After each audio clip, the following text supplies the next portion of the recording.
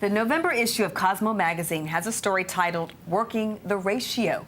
It claims Durham is the #8 worst city in America for women to meet single guys. And unfortunately, not everyone gets that fairy tale romantic encounter that everyone deserves. But Lori Burzak, the founder of Carolina's Matchmaker, is here to share some tips on ways that women can find the right man. How's it going, Lori? Good. Thank you so much for having me. All right, so first off, women find themselves a lot of times in situations where there just aren't a lot of available men. Give us some tips of things that women can do to start changing the way that they do stuff to be in situations where this can happen. Tip number one.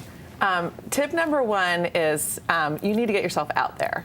When you sit on the couch, the pizza delivery boy is pretty much your best option. You need to treat dating as a full-time job, and I know it's work.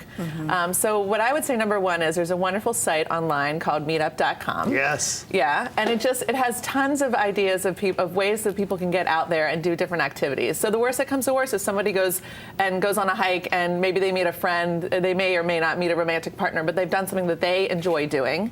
And so I say get out there. Start your own meetup is another idea. You could actually create something that is exactly what you want to be doing, and bringing people into your world. So you really need to get yourself out there. So for people who aren't familiar with Meetup, it's really an online community of whatever your interest is. Mike likes mac and cheese, so his might be the Blue Box Kids. Right. Yeah. So people who like mac and cheese. Yeah, if you're 40 years old and you're looking for someone and you enjoy hiking, you can start the 40 Singles hiking group in Raleigh or Durham or whatnot. Okay, your second tip is dating sites. I say- know some women say, I feel like a loser if I do online dating, but you say no. No, it's a tool, and not everybody can hire a matchmaker, and I definitely recommend for everybody to be at least in my free database, so that's definitely another option. But my site is not a dating site.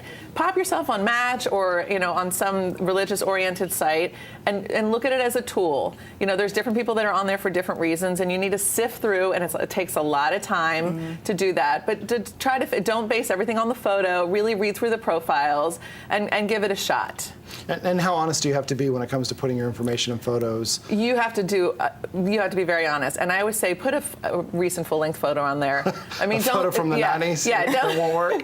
Don't put it when you're 20 pounds lighter and 10 years younger. I mean, be real about it, because you want and that's the number one thing that I hear that people are disturbed about when they go online is, the guy's shorter than he says he is. The woman, it doesn't represent herself well in the photograph. So you just need to be truthful. Just like when you're looking for a job, you said we also need to tell our family and our friends that we're on the hunt. Right, exactly. So that's tip number 3. Yeah, and tip number 3 is that you need to promote and market yourself. Tell everybody that you're looking for someone wonderful. If you go to a place of worship, tell the folks there. Tell your mother's mahjong group. Tell your sister's book club, and really just say I'm looking for someone special. You don't have to say he needs to be 5'3", 5'3". No, we don't want that. 5'11" and dark hair, whatever. Just say look for the core qualities that you're really seeking that would make a wonderful husband. Because other people may know about you a little bit better and differently to match you up. Yeah, the whole thing is networking and promoting yourself. And believe me, there are people out there, but you have to get out there to meet them. That's right. And you got to come knocking on your door. Exactly. Yeah, ladies, thank you so much, Lori. Thank you. I really appreciate it. You're welcome.